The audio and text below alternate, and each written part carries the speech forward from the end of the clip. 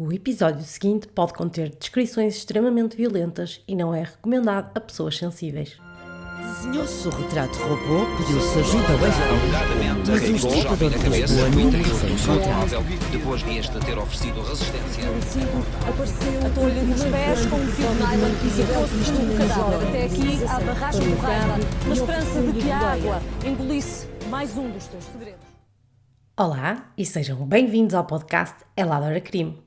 O meu nome é Catarina e hoje vamos falar sobre Dennis Rader. Vocês podem não reconhecer logo o nome, mas de certeza que já ouviram falar sobre este serial killer. O seu nome de código era BTK e aterrorizou os Estados Unidos durante muitos anos. Dennis Lynn Rader nasceu a 9 de março de 1945 em Pittsburgh, no Kansas. Filho de Dorothea Rader e William Rader, tinha mais 3 irmãos, Paul, Bill e Jeff.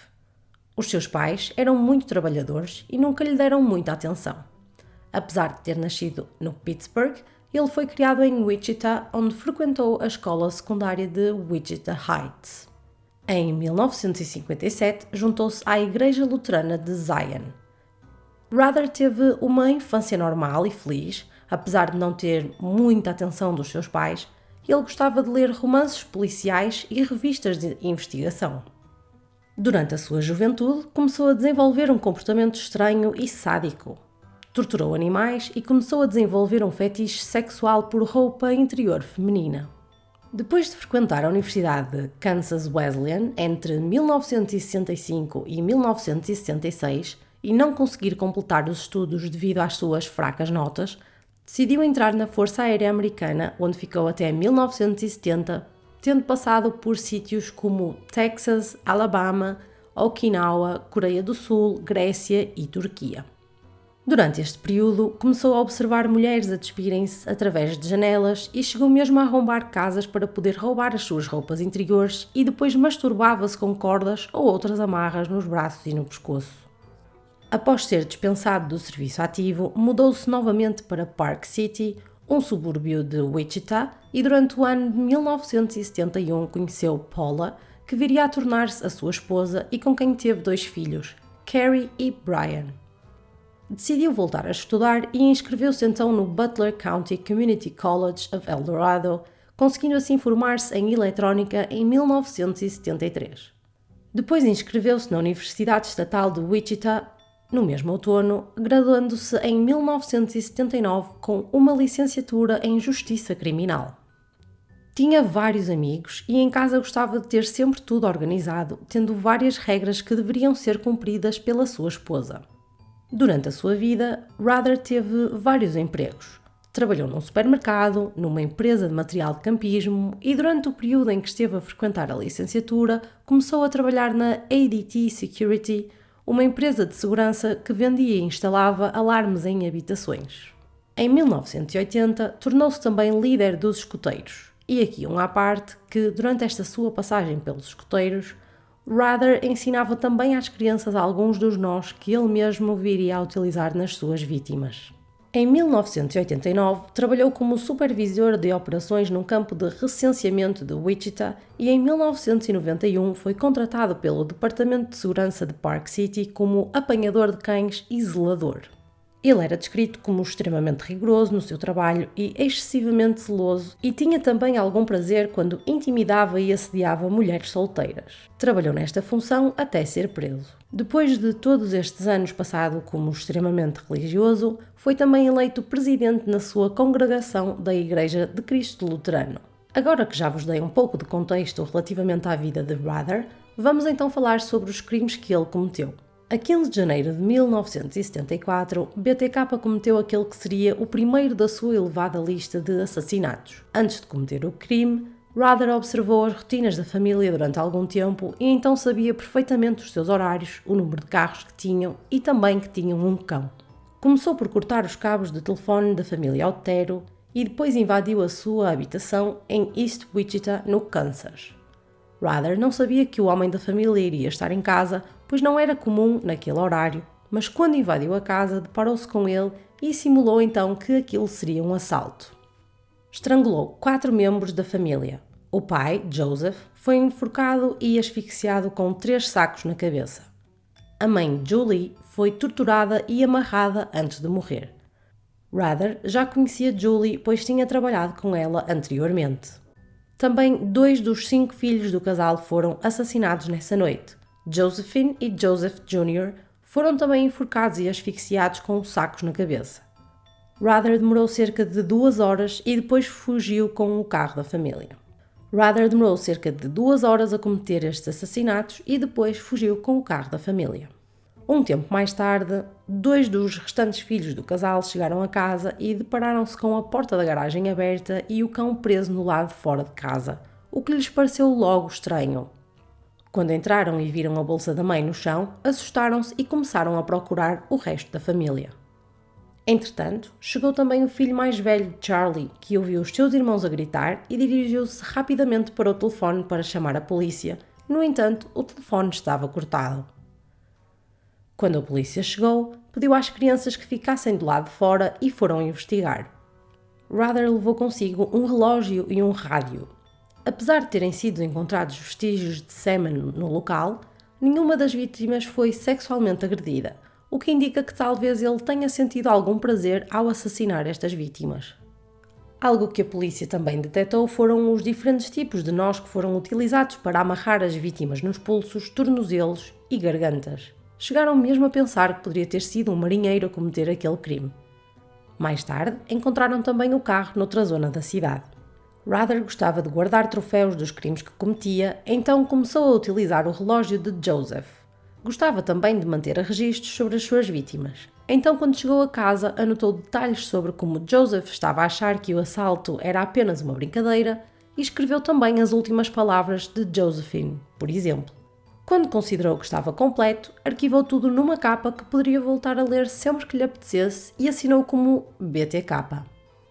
Rather tinha noção que seria arriscado cometer outro crime logo de imediato, mas ele dizia que tinha o fator X, ou um monstro interior, que o obrigava a fazê-lo e passado algum tempo começou novamente a pescar.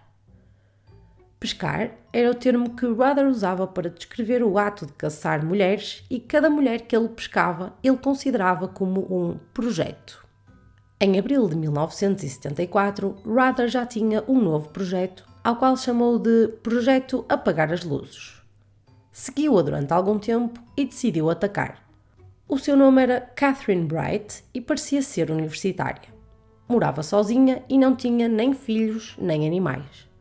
Encheu-se de coragem e bateu à porta dela, mas ninguém abriu. Por impulso, invadiu a casa pela porta dos fundos, limpou a bagunça que fez e escondeu-se num quarto. No entanto, quando chegou a casa, Catherine não estava sozinha e Rather ouviu uma voz de um homem com ela. Quando se revelou, disse que estava fugido da polícia e que só precisava de dinheiro e de um carro e que não queria magoar ninguém. Pediu a Kevin, o homem que estava com Catherine, que por acaso era o seu irmão, que a amarrasse. E Kevin assim fez. Rather levou Kevin para outra divisão da casa, amarrou-lhe as mãos e os pés na cama. Fingiu também que estava à procura do dinheiro e obrigou-os a dizer onde estava a chave do carro. No entanto, enquanto procurava, ligou a música super alto e decidiu que iria matar Kevin em primeiro lugar. Iria estrangulá-lo com uma meia de vidro, aquelas tipo pele das senhoras, sabem? E começou a tentar. Mas Kevin conseguiu soltar-se e lutaram durante alguns momentos até que Rather o conseguiu atingir no rosto com um tiro. Dirigiu-se depois para o outro quarto para estrangular Catherine, no entanto ela deu tanta luta que ele acabou por ter de esfaqueá-la. Enquanto isto acontecia, Kevin conseguiu fugir e então Rather fugiu também. Kevin conseguiu refugiar-se na casa de uns vizinhos e chamar a polícia, que se dirigiu imediatamente ao local para encontrar Catherine ainda viva. No entanto, ela não sobreviveu aos ferimentos e morreu 4 horas mais tarde no hospital. Kevin conseguiu também dar uma breve descrição do assassino à polícia. Algumas pessoas ficaram a achar que os 2 ataques poderiam estar relacionados, pois Catherine também trabalhava na mesma empresa de Julie, a mãe da família Otero. No entanto, muita gente achava que não, devido às diferenças visíveis entre os dois. Rather ficou com imenso medo depois deste crime, pois deixou as suas 2 vítimas vivas.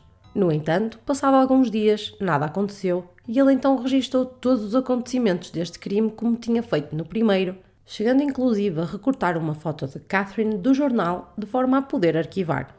Mais tarde nesse ano, em outubro, Rather escreveu uma carta onde deu todos os detalhes dos assassinatos que cometeu em janeiro, carta esta onde definiu que o seu nome de código seria BTK, Bind, Torture, Kill, ou seja, amarrar, torturar e matar. Assim como também deixou uma assinatura distinta e sexualmente sugestiva para que os seus próximos assassinatos pudessem ser reconhecidos como sendo dele. Deixou esta carta dentro de um livro da biblioteca de Wichita que acabou por ser encontrada pela polícia mais tarde. E vocês questionam-me como é que a polícia conseguiu encontrar esta carta.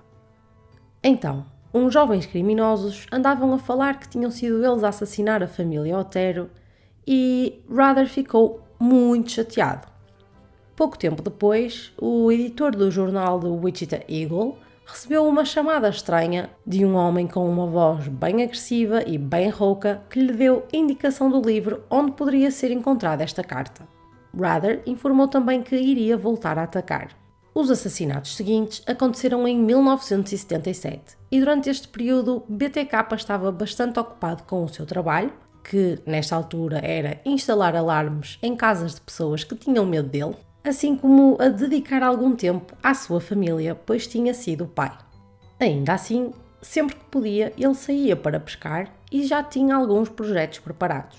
No dia 17 de março de 1977, Rather decidiu que seria o dia ideal para cometer mais um dos seus crimes. Vestiu-se de detetive, pegou numa foto dele, que iria utilizar com a intenção de fazer de conta que estava à procura de um menino desaparecido, e saiu de casa em direção ao seu primeiro projeto. No entanto, quando bateu à porta, ninguém respondeu e ele seguiu para o próximo alvo, cujo nome era Projeto Blackout. No entanto, este também não abriu a porta. Pelo caminho, tinha-se cruzado com uma criança e então decidiu ir até à casa onde a criança tinha entrado, portanto, acabou por agir um pouco por impulso, porque isto não era um dos seus projetos. Era então a casa de Shirley Vian e dos seus 3 filhos, Stephen, Bud e Stephanie. Uma das crianças abriu a porta e Shirley também veio verificar quem seria.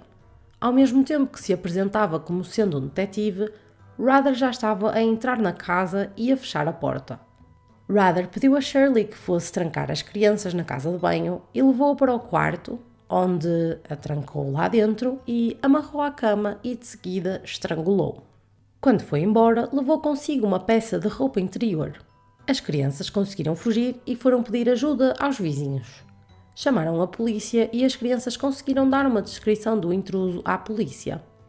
Ao investigarem o local, encontraram os mesmos nós no corpo de Shirley, o que levou alguns investigadores a pensar que poderia ter sido o BTK. A próxima vítima escolhida por Rather chamava-se Nancy Fox. Com 25 anos e a morar sozinha num bairro de pessoas de classe baixa, Nancy seria a vítima perfeita. Ela trabalhava num escritório de arquitetura e também numa joalharia no shopping para fazer algum dinheiro extra. Ele seguiu-a várias vezes para perceber a sua rotina e até chegou mesmo a fazer compras na joalharia onde ela trabalhava no shopping. No dia 8 de dezembro de 1977, Rather dirigiu-se para perto da sua casa e, como sabia perfeitamente a que horas ela iria chegar, cortou novamente os fios do telefone e decidiu partir uma janela da sua casa. No dia 8 de dezembro de 1977, Rather dirigiu-se para perto de casa de Nancy e, como sabia perfeitamente as horas a que ela iria chegar, decidiu cortar novamente os fios de telefone, partiu uma janela da sua casa e ficou a aguardar que ela chegasse. Prendeu-a com algemas e amordaçou-a. Depois prendeu o seu cinto à volta do pescoço de Nancy e asfixiou-a até à morte. Mais uma vez, Rather masturbou-se numa peça de roupa de Nancy que depois atirou para o chão, roubou as peças de roupa interior dela, assim como a sua carta de condução e foi-se embora. Rather ficou tão contente com a execução deste crime que considerava que ele era o crime perfeito e queria muito contar a alguém o que tinha feito. Pouco depois das 8 da manhã, no dia seguinte, ele ligou para a linha de emergência, disse que queria reportar um homicídio, deu a morada da Nancy, assim como o seu nome, e desligou. Obviamente que a polícia se dirigiu ao local para investigar e encontraram Nancy, assim como a camisola que ele lá tinha deixado. Como não foi apanhado, BTK ficou super convencido do seu feito e o seu ego bateu no topo. ele decidiu escrever um poema sobre a sua anterior vítima Shirley, usando apenas carimbos e letras de criança, e enviou para o jornal Eagle a 31 de janeiro de 1978. No entanto, o poema não foi publicado, pois os editores achavam que este poema era para a edição do Dia dos Namorados e que quem tinha enviado não o tinha pago, portanto, acabaram por arquivá-lo. Rather ficou furioso e decidiu então enviar uma nova carta para o jornal, referindo que era mesmo ele quem estava a enviá-la, onde dizia que também tinha sido ele a enviar o poema e onde descreveu mais detalhes de assassinatos, detalhes que só ele e só a polícia saberiam. Foi nesta altura que a polícia decidiu alertar a população de que realmente havia um serial killer à solta, levando assim a população a ficar com imenso medo. No dia 28 de abril de 1979, Anna Williams chegou a casa e reparou que tinha sido assaltada. Roubaram dinheiro, joias, algumas roupas e inclusive uma meia que tinha $35 guardados lá dentro. Quando reparou que o fio de telefone estava cortado, Anna correu para fora da sua casa e nunca mais parou.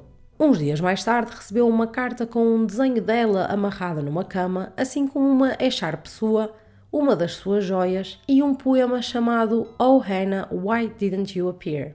Ou seja, Oh Hannah, porquê é que não apareceste? Hannah acabou por entregar tudo à polícia e mudou de estado. A polícia começou então a analisar estas cartas enviadas por Rather e chegaram à conclusão que apenas a primeira era um documento original e todas as restantes tinham sido fotocópias do documento original. Rather costumava também cortar as margens das folhas de forma a que não se percebesse bem de onde é que tinham vindo estas cópias. No entanto, depois de muita investigação, os detetives chegaram à conclusão que uma das cartas foi feita numa biblioteca do centro da cidade e que outra foi feita no Departamento de Biologia da Universidade, o que os levou a pensar que BTK talvez fosse um estudante. Não estavam completamente errados. Durante 10 anos, a polícia investigou a fundo tudo o que poderia estar relacionado com BTK, mas nunca encontraram nada de especial. O crime da família Otero estava quase a prefazer 10 anos e BTK já estava parado há mais de 5 anos. Decidiram criar uma task force, uma equipa especializada para investigar este serial killer. Rather só atacou novamente a 26 de abril de 1985. Maureen Hedge tinha 53 anos e tinha perdido o seu marido no ano anterior, então morava sozinha. Ela era vizinha de Rather, morando apenas a umas 6 casas de distância da casa dele, e ele apelidou-a de Projeto Cookie. Nesse dia, o seu alibi seria um acampamento de pais e filhos que ele iria participar precisamente com o seu filho. Assim que escureceu, ele usou a desculpa de uma dor de cabeça para se poder ausentar do acampamento, alegando que iria comprar medicação. Pegou no carro, conduziu alguns quilómetros, mudou de roupa e chamou um táxi para o levar. Quando chegou, cortou o fio de telefone e novamente invadiu a casa. Maureen ainda não estava em casa, então ele ficou à espera dela. Quando ela chegou, ele aguardou que ela se fosse deitar e quando ela adormeceu, ele atacou-a e estrangulou-a até à morte. O seu corpo foi encontrado alguns dias depois, noutra zona de Wichita, e quando foi encontrado já estava em decomposição e tinha também sido atacado por animais. Ao seu lado, encontraram uma meia com aqueles nós específicos. BTK já não atacava há alguns anos e este assassinato saiu um pouco do seu modus operandi, pois ele nunca tinha levado o corpo da vítima para um outro sítio que não a casa. Então, para os investigadores, não fazia sentido que pudesse ser Rather e ficaram a pensar que poderia ter sido outra pessoa. O seguinte assassinato de Rather aconteceu no dia 16 de setembro de 1986 e a vítima foi Vicki Weatherly. Vicki era casada, tinha 2 filhos e o seu tempo era passado maioritariamente em casa, a cuidar dos filhos, da casa e ela também gostava imenso de tocar piano. Assim, o nome deste projeto ficou conhecido por Projeto Piano, pois Rather gostava muito de a ouvir tocar. Nesse dia, Rather fingiu ser um técnico do telefone e bateu na sua porta, alegando que tinha de verificar a sua linha telefónica. Apesar de ela ter achado um pouco estranho, deixou-o entrar. Quando entrou, abriu a sua maleta, tirou a arma e mandou-a para o quarto. Amarrou Vicki, mas ela conseguiu soltar-se e começou a lutar com Rather, conseguindo assim arranhar a sua cara. Rather reparou que havia ali uma meia perto, conseguiu pegar nela e passou à volta da garganta de Vicki, asfixiando-a. Tirou algumas fotos Polaroid do corpo, arrumou tudo, roubou o carro dela e foi embora. Ao ir embora, Ruther passou pelo marido de Vicky numa rua próxima. Ele achou muito estranho o carro ser tão parecido com o da sua mulher e estar um homem a conduzi-lo. Então Bill, o marido de Vicky, foi para casa e quando chegou achou muito estranho o seu filho estar lá sozinho. Só encontrou o corpo cerca de 40 minutos depois, porque o corpo estava meio escondido entre a cama e a parede, e só aí chamou o 112. Mas quando eles chegaram já não havia mais nada a fazer. Nessa noite, Ruther conduziu durante algum tempo até que deitou fora a sua mala dentro de um caixote de lixo de uma gelataria, voltou para perto da casa da Vicky, deixou lá o carro, entrou no seu carro e ao ir embora ouviu então o barulho das sirenes. Na autópsia de Vicky foi detectado um pedaço de pele por baixo das suas unhas e a polícia inicialmente considerou que Bill poderia ser o culpado, porque na maior parte das vezes quando há um homicídio de uma mulher dentro da sua própria casa e quando ela é casada, o primeiro suspeito acaba sempre por ser o marido. Por esta altura, a polícia já tinha descartado centenas de suspeitos. Ruther tinha deixado o seu ADN em 3 locais dos seus homicídios, mas nesta altura ainda não era muito fácil comparar o ADN, pois o estudo da genética ainda estava a ser desenvolvido. No dia 28 de janeiro de 1991, Ruther volta a atacar. Dolores Davis vivia sozinha e bem perto da casa de Ruther. Ele já estava a segui-la há alguns dias e desta vez o seu alibi seria um encontro de escoteiros caçadores, que era um evento que acontecia todos os anos. Saiu de lá com a desculpa que iria buscar algumas coisas para o evento, tipo comidas e umas bebidas. Foi à casa dos seus pais, que não estavam em casa, pois tinham ido viajar. Mudou de roupa, pegou no seu kit e dirigiu-se para a casa de Dolores. Quando lá chegou, viu que Dolores estava na cama a ler. Ele invadiu a casa, atirando uma pedra contra a porta de vidro, e Dolores levantou-se para tentar perceber o que é que se tinha passado e deparou-se assim com Ruther. Ele disse-lhe que apenas queria o seu carro e o seu dinheiro, e Dolores avisou-o que estaria um homem prestes a chegar à sua casa, talvez um pouco para o tentar assustar. Ele conseguiu dominá-la, algemou-a na cama e enforcou-a com um par de meias calças. Roubou uma caixa de joias e mais algumas coisas. Pegou então no corpo de Dolores, colocou-o no carro e levou-o até à igreja, onde deixou a caixa de joias. E depois atirou o corpo dela de uma ponte e, como se nada tivesse acontecido, voltou para o encontro dos escoteiros. No dia seguinte, Ruther sentiu vontade de ver o corpo de Dolores novamente, um pouco também para perceber em que ponto estava a investigação. Saiu novamente do acampamento, encostou a algures para mudar de roupa e aqui foi interceptado por um polícia de trânsito que lhe questionou o que é que ele estava ali a fazer. Ele arranjou uma desculpa qualquer e o polícia nem revistou o carro e foi-se embora. Caso o polícia tivesse decidido fazer uma revista ao carro, teria encontrado vários pertences de Dolores, o que poderia ter posto Ruther em maus lençóis. Ruther dirigiu então até à ponte, tirou algumas fotos do corpo, inclusive com uma máscara que ele tinha levado, e depois voltou para o acampamento. Nesse dia, um amigo de Dolores iria até à sua casa para ajudar com o carro e quando chegou e viu a porta partida e reparou que o carro não estava lá, ligou para o 112. Quando chegaram, os detetives viram que a roupa de cama de Dolores não estava lá, o fio do telefone tinha sido cortado, a gaveta com as suas roupas interiores estava toda remexida, mas não encontraram o corpo em lado nenhum. Só ao fim de 13 dias é que encontraram o corpo de Dolores debaixo da ponte, juntamente com a roupa de cama e uma máscara de plástico. Ruther tinha anteriormente tirado algumas fotografias suas a usar esta máscara, vestido com as roupas femininas e assim em algumas poses estranhas, tipo a ser amarrado e a ser dominado. Tirou também algumas fotos com as roupas de Dolores vestido e guardou-as como lembrança, assim como a sua carta de condução e alguns recortes de notícias. Mais uma vez, este corpo foi movido da casa da vítima, o que acabou por confundir também os detetives. 20 anos passaram desde que Ruther assassinou a família Otero e o jornal Eagle decidiu publicar um artigo sobre esta história. Oficialmente, o último crime de BTK teria sido o assassinato de Nancy Fox em 1977 e a polícia achava que por esta altura ele já poderia estar ou morto ou até mesmo preso por qualquer outro crime que tenha cometido. Por volta de 2000, o número de assassinatos tinha diminuído bastante naquela área e os detetives decidiram começar a investigar novamente casos antigos que já estavam arquivados.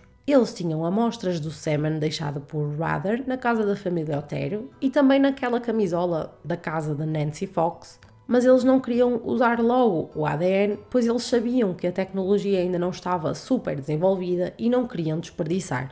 Decidiram analisar novamente o caso da Vicky e mandaram tudo para o laboratório. A amostra de pele encontrada debaixo da unha e a amostra de sêmen recolhida da sua vagina.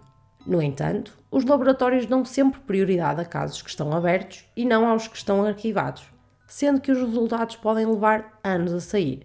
E só 3 anos mais tarde, em 2003, é que se soube algum resultado. O ADN encontrado na pele por baixo da unha era diferente daquele encontrado no sêmen. Bill, o marido de Vicky, tinha dito anteriormente à polícia que não tinha qualquer problema com a sua esposa e que tinha feito uma vasectomia, pelo que o seu sêmen não poderia ter espermatozoides, o que foi comprovado pelos resultados do laboratório. Depois, os investigadores pediram ao laboratório para comparar o ADN da pele com o sêmen deixado por Rather, podendo assim perceber se poderia ter sido ele também a cometer este crime. Por esta altura, Rather leu uma notícia sobre si num jornal que dizia que já ninguém se lembrava dele e ficou furioso. Decidiu enviar 3 fotos Polaroid para o mesmo jornal, juntamente com a sua assinatura e a carta de condução de Vicky. O jornal enviou tudo para a polícia e perceberam que esta carta tinha um nome de remetente: Bill Thomas Killman. Começaram a investigação para perceberem quem seria esta pessoa, no entanto, não existia ninguém com este nome. E se vocês repararem, eram apenas 3 nomes aleatórios que, quando juntos, faziam as iniciais BTK. Nesta altura, a polícia decidiu fazer uma nova task force, pois precisavam de resolver este caso muito urgentemente. Toda a gente achava que BTK estava morto e o pensamento de que afinal ele poderia ainda estar vivo era aterrorizador. Decidiram replicar a mesma estratégia que tinham criado 20 anos antes, na primeira task force. A principal estratégia era apelar ao ego de BTK, levando a que ele pudesse cometer algum erro. Decidiram também chamar um especialista comportamental, Bob Morton, que estudava assassinos há vários anos, o que poderia ser muito positivo para a investigação. Então a tática utilizada foi fazer várias conferências de imprensa sobre BTK, de forma a poderem tentar comunicar com ele, mas sem responder a questões dos jornalistas. Deveria haver sempre uma pessoa a liderar estas conferências, de forma a que BTK se focasse apenas num único rosto, que acabou por ser o tenente que já estava dentro do caso há mais de 14 anos e então já estava super familiarizado com tudo, tendo também experiência em dar entrevistas a jornais. Sempre que surgisse um suspeito, o seu ADN iria logo para o laboratório e seria comparado com o do BTK, de forma a que não houvesse nenhuma perda de tempo. Começaram então as conferências e eles contaram que BTK tinha reivindicado a responsabilidade pelo assassinato de Vicky. Revelaram também que o FBI estava a ajudar na investigação e que este caso tinha passado a ter a máxima prioridade. Havia pessoas que achavam que ele era o assassino do Zodíaco e havia outras teorias de que teria sido ele a assassinar John Bennett Ramsey, mas ele não tinha nada a ver com nenhum destes dois. Com o ADN de BTK, eles agora sabiam que ele era um homem branco e que tinha 46 anos. Rather achou que seria boa ideia começar a enviar encomendas. A primeira foi enviada no dia 4 de maio de 2004 para uma televisão e continha fotocópias de cartas de condução, um quebra-cabeças e um relato a contar que tinha uma estratégia que utilizava quando queria invadir uma casa. No entanto, não conseguiram encontrar provas nenhumas nesta encomenda, pois estava tudo sempre extremamente limpo. A 9 de junho de 2004, Rather envia a segunda encomenda. Tinha 3 folhas a contar detalhes sobre o que aconteceu com a família Otero. A 17 de julho, uma funcionária de uma biblioteca encontrou um saco de plástico na zona de devoluções dos livros, com alguns papéis e com as letras BTK. Chamaram a polícia e a carta dizia que ele estava velho, mas que não estava debilitado, e que inclusive já tinha definido a sua próxima vítima, que seria uma rapariga que morava sozinha. A carta também dizia que ele iria entrar em ação entretanto, pois o seu tempo estava a acabar. As pessoas já não tinham muito medo dele, e diziam que ele estava velho e frágil, e ele queria provar que não era bem assim. No dia 3 de dezembro, um homem encontrou outro pacote e lá dentro foi encontrada uma boneca que com as mãos amarradas atrás das costas, assim como uma carta de condução da Nancy Fox, cujo assassinato já tinha sido há 27 anos. No dia 8 de janeiro de 2005, um Jeep preto foi avistado pelas câmaras de segurança a entrar num parque de estacionamento de uma loja da Home Depot. As câmaras filmaram um homem a sair do carro, a dirigir-se até uma pick-up que estava estacionada ali ao lado e a colocar alguma coisa na mala da pick-up. Este carro era de um funcionário da loja e quando ele encontrou a caixa de cereais da Kellogg's, que tinha dentro um colar que pertencia a Nancy e várias outras páginas escritas a computador, o homem achou que poderia ser uma brincadeira de mau gosto e mandou tudo para o lixo. No dia 25 de janeiro de 2005, uma televisão chamada Cake recebeu um postal do BTK onde questionava se teriam recebido a encomenda deixada na Home Depot.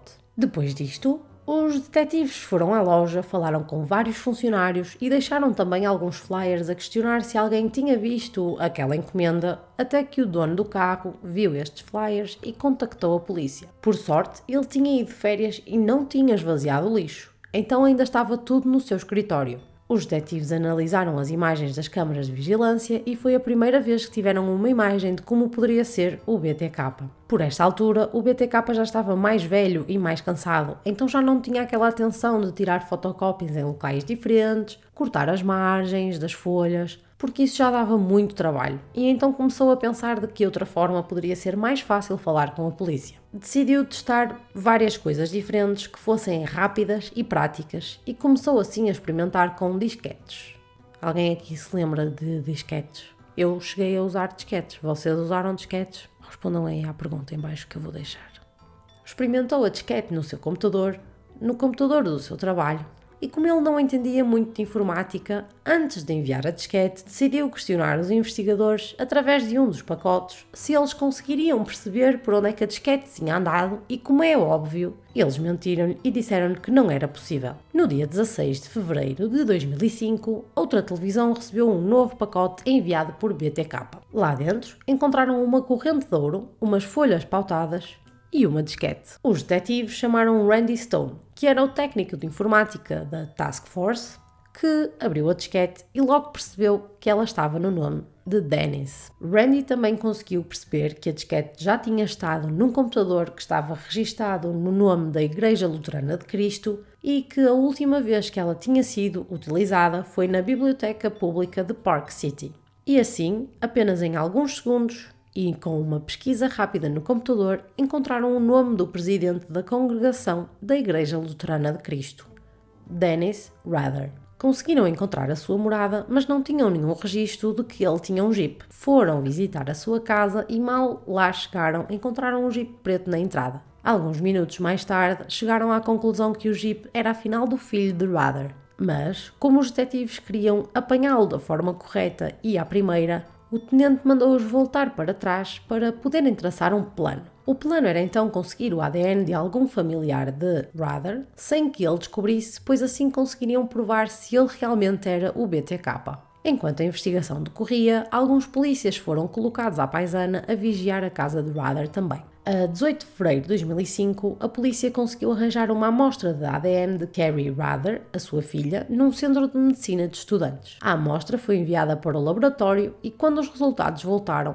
não havia dúvidas. Haviam finalmente encontrado o BTK. No dia 25 de fevereiro de 2005, Rader foi preso com 59 anos e levado para interrogatório. Ao entrar no carro, Rader reconheceu o tenente que tinha sido a cara da investigação e cumprimentou-o com um "Olá". Pediram-lhe autorização para retirar uma amostra de ADN e ele concordou. Quando começou o interrogatório, Rader falou por imenso tempo. Falou de si mesmo, usando sempre a terceira pessoa e nunca questionou sequer o motivo pelo qual poderia estar ali. No final do interrogatório, mostraram-lhe a disquete e disseram que não havia maneira nenhuma dele poder escapar ou sequer de mentir. E ele finalmente confessou que era o BTK e contou inclusive onde guardava os troféus das suas vítimas, que era nomeadamente alguns na sua casa e alguns no seu escritório. No dia 26 de fevereiro de 2005, a polícia anunciou numa conferência de imprensa que finalmente tinham conseguido prender o BTK após 31 anos. Nos dias seguintes, Rather falou detalhadamente sobre cada um dos crimes, sobre a sua vida e respondeu a tudo o que os detetives lhe perguntaram. A sua mulher acabou por pedir o divórcio e, como não conseguia mais viver na casa onde moraram juntos, acabou por leiloá-la. A 27 de junho de 2005, a audiência preliminar foi seguida por pessoas em todo o mundo. Rather declarou-se culpado das 10 acusações de assassinato e o juiz pediu para que ele contasse sobre o seu primeiro crime em 1974. Rather falou mais de 1 hora sobre os crimes, sem demonstrar qualquer tipo de sentimento. Foi condenado a 10 prisões perpétuas consecutivas. Naquela altura, o Kansas não tinha pena de morte, e eu acredito que, se houvesse pena de morte naquela altura, ele teria recebido essa condenação. Foi então levado para a prisão de El Dorado, onde permanece preso até hoje. E chegamos assim, então, ao final de mais um caso aqui no podcast. Este caso, à semelhança do caso anterior sobre o Ted Bundy, tem muitos detalhes, então eu decidi falar apenas daqueles que eu considerei mais relevantes para a linha temporal, senão nunca mais íamos sair daqui. Há alguns documentários e alguns livros sobre este serial killer, portanto podem ver aqui as indicações na descrição do episódio, caso tenham mais interesse em saber mais alguns detalhes sobre os crimes que ele cometeu, e a sua vida e o que é que o motivou e etc. E eu queria só deixar aqui uma nota que eu estou um pouco constipada, portanto não estranhem se a voz parecer um pouco mais anasalada, é normal, ok? Desculpem. Portanto, dá-me a tua opinião e para me ajudares na divulgação e crescimento do meu podcast, compartilha-o com os teus amigos. E já sabes, podes também ver algumas fotos deste caso no Instagram, @ela.adora.crime.podcast. Espero que tenhas gostado deste episódio e vemo-nos no próximo. Beijos!